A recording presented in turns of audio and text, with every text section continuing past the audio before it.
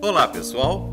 Na aula de hoje vamos aprender sobre a construção de alvenaria sem função estrutural. Aula 4. Planejando a construção de alvenarias sem função estrutural e preparando os materiais. Para construir alvenaria sem função estrutural, você precisa organizar as atividades que vai realizar. Este tipo de alvenaria é aquele que não irá suportar cargas significativas. Estamos falando das vedações. Mas como fazemos isso? Podemos começar seguindo 3 passos simples. Primeiro, você precisa verificar as condições de trabalho no local onde as vedações vão ser erguidas. O segundo passo é conferir as medidas do local com as que foram apresentadas no projeto. E o terceiro passo é preparar os materiais, isto é, conferir se a qualidade e a quantidade disponível no canteiro de obras atende às necessidades do trabalho do dia. Além disso, selecionar estes materiais e posicioná-los estrategicamente no local de trabalho. Já vimos isso no plano de ação. Anotou? Não? Não tem problema. Vamos detalhar um pouco mais cada um destes passos. Sua primeira tarefa de hoje vai ser a seguinte: verificar as condições onde as paredes vão ser construídas. Verificar condições do local. Nesta etapa, as paredes precisarão ser erguidas sobre as fundações da base e a céu aberto, isto é, sem coberta. Você deverá fazer o seguinte: primeiro, conferir as linhas de marcação do eixo das alvenarias. Isso garante que tudo seja executado conforme o projeto e que, se algo estiver errado, se encontre uma solução adequada. Uma fundação bem executada permite a você erguer uma alvenaria que sustente a edificação de maneira eficiente. Você precisa confirmar se vai ser possível levantar a alvenaria ao mesmo tempo ao longo de toda a fundação. Isso irá permitir que você execute adequadamente as amarrações de canto e de paredes cruzadas. Já que estamos trabalhando a céu aberto, atente para as condições do clima, para não ter surpresas desagradáveis durante o serviço. Agora, vamos conhecer o passo a passo da construção da alvenaria. São 5 procedimentos. 5 procedimentos para a construção de alvenaria de vedação. Procedimento 1. Conferir a terminalidade das lajes e dos pilares. Isso vai garantir que as vedações poderão ser executadas e não terão que ser quebradas depois para completar etapas anteriores. Procedimento 2. Conferir na planta baixa os locais onde as vedações vão ser construídas. Com isso, você vai poder garantir que as vedações serão construídas nos locais e dimensões previstas no projeto. Procedimento 3. Examinar se existem elementos de espera para amarrar as alvenarias aos pilares. Essa amarração é imprescindível para garantir que as vedações permaneçam estáveis, principalmente quando são vedações externas em edificações. Procedimento 4. Entender como vão ser efetuadas as juntas de assentamento e o tipo de acabamento a ser feito no lado externo. Essa definição precisa ser feita porque o pedreiro terá acesso somente a um lado da vedação quando ela for feita no perímetro externo da construção. No caso das paredes internas, você precisa observar melhor o esquadro, as amarrações das paredes entre si. Isso vai garantir que as vedações executadas estarão de acordo com o projeto e que outros serviços subsequentes, como colocação de cerâmica, por exemplo, não serão dificultados. E, finalmente, procedimento 5. Você precisa saber como a vedação será finalizada, algo que deve estar definido no projeto e que, na prática, é conhecido como acunhamento. Vamos agora para o segundo passo? Conferir medidas do local com o projeto. Agora você vai aprender a comparar as medidas entre o que já foi feito e o que você vai fazer em função das plantas do projeto. Pensando no caso da construção a céu aberto sobre fundações, seu trabalho precisa ser um pouco mais pensado. Quer saber como? Vamos conferir. Você precisa conferir todas as linhas de eixo das fundações, a posição em que elas estão e o esquadro dos encontros entre elas. Fazemos isso porque os piquetes utilizados na marcação da base ou as linhas podem ser deslocadas durante a execução das fundações. E uma conferência desses pontos e das linhas de eixo permite uma adequação no posicionamento da primeira fiada das vedações. Uma dica: observe bem a variação das medidas permitidas nas normas de execução ou as previstas no projeto. Para saber mais sobre as normas, consulte o manual ou seu professor. As normas podem ajudar você a tomar decisões durante a execução das vedações, quando medidas devem ser respeitadas, como, por exemplo, o desvio do prumo. Bem, depois de conferir as medidas no local e no espaço, partimos para a fase final. Preparação de materiais. Todo profissional trabalha com matéria-prima. No caso do pedreiro, a matéria-prima são os materiais de construção, que podem ser naturais ou artificiais, ou seja, fabricados. Na hora de escolher todo o material de construção, é preciso ter em mente algumas condições.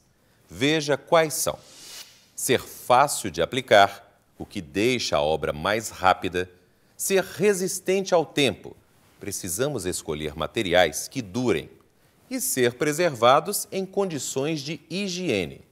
Na hora de comprar, preste atenção em como o material está sendo armazenado, se está protegido do calor e da água. Tipos de materiais. Como pedreiro de alvenaria de vedação, você deve conhecer os materiais de construção e a forma correta de sua utilização e estocagem. Vamos começar por 2 tipos de materiais bastante conhecidos: os agregados e os aglomerantes. Os agregados são componentes da argamassa e do concreto.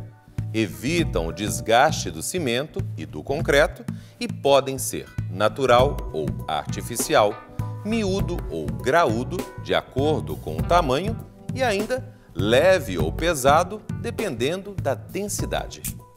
Agora, veja os agregados mais comuns. Areia, um importante componente das argamassas e dos concretos. É um agregado miúdo, já que se apresenta na forma de grão e pode ser fina, média ou grossa. A areia de boa qualidade não tem raízes, barro, óleo, graxa e outros contaminantes misturados com os grãos. Observe isso na hora de escolher. Outro agregado comum é a brita, componente dos concretos. A brita de construção tem que ser limpa, sem terra, barro ou pó de pedra. Pode apresentar vários tamanhos, sendo entre 1 e 5 centímetros para as britas de números 0, 1 e 2 e entre 10 e 30 centímetros para as chamadas pedras de mão. Uma dica importante.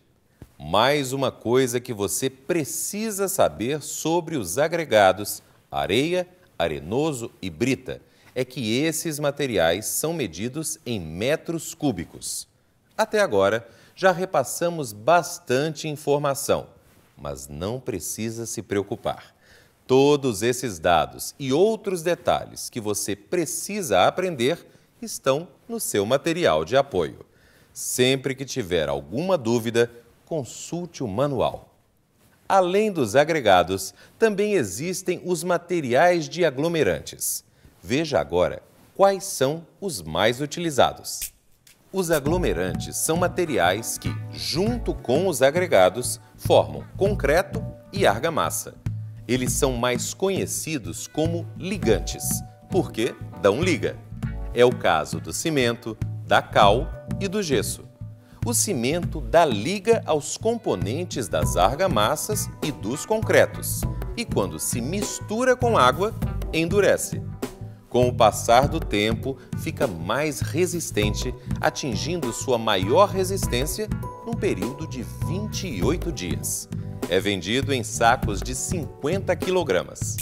O cimento deve ser guardado num lugar onde fique protegido de qualquer contato com água, a 30 centímetros do solo, recuado das paredes e empilhado numa altura máxima de 10 sacos.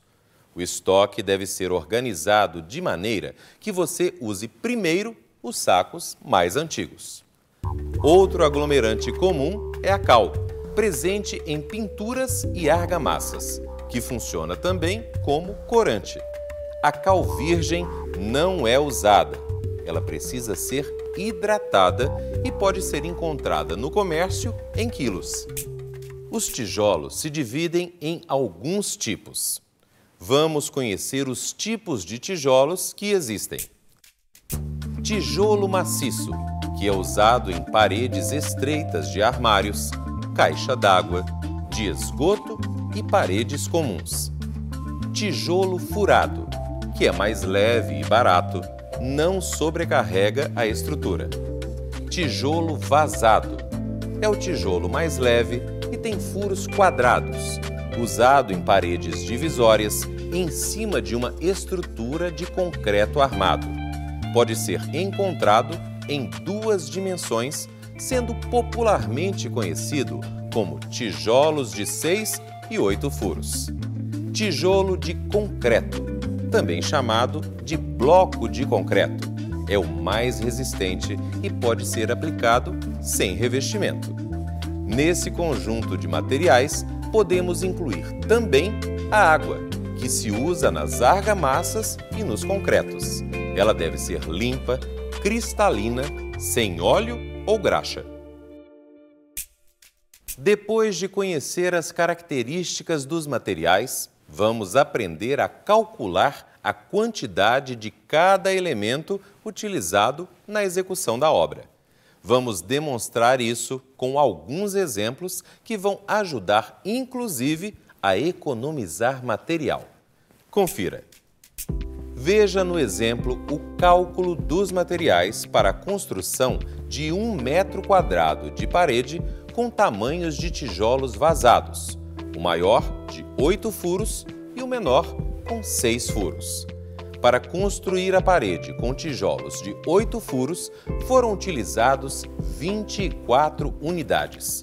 Já para cobrir a mesma área de 1 metro quadrado com os tijolos menores, vamos precisar de 35 tijolos de 6 furos.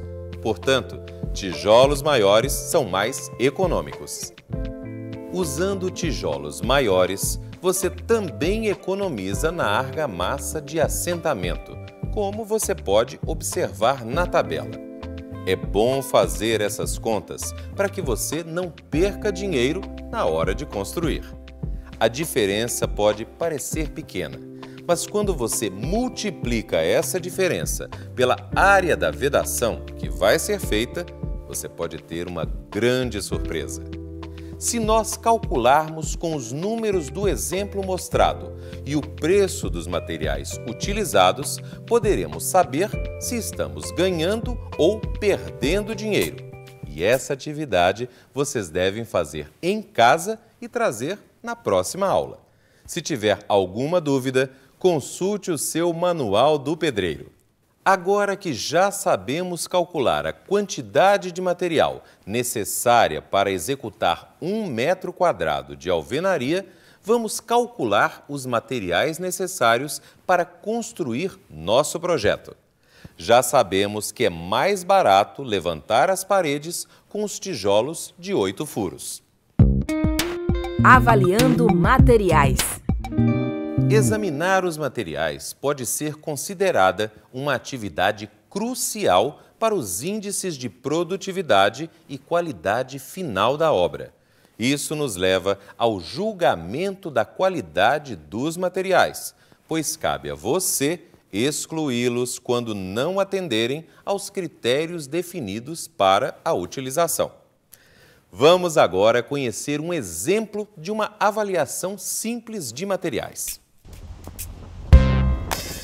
Mestre, já estou com os tijolos que vamos precisar. Ok, já conferiu se estão todos bons? Olha, não tem nenhum quebrado não. Não é isso não, rapaz. Veja só, para a gente saber se o tijolo está bem cozido, a gente dá uma batidinha de leve com a colher de pedreiro, ó. Assim. Ah, tá. Se parecer que a gente está batendo em um metal, é porque está bom. Ok? Então. Vamos lá, vamos trabalhar. Essas foram algumas das dicas que você aprendeu na aula de hoje. Mas, antes de se despedir, que tal revisar um pouco? Revisão. Antes de construir a parede, você precisa, primeiro, ver o ambiente onde vai fazê-la, conferindo se está tudo no lugar. Depois, verifica se está tudo de acordo com o projeto. E, finalmente, checa se os materiais estão na qualidade e quantidade correta e os posiciona no canteiro de maneira estratégica. Viu também os materiais de construção mais usados, como cimento, areia e brita. E ainda os modelos de tijolos e para que serve cada um. Por último, mostramos como calcular a quantidade de material em função da eficiência e da economia no serviço.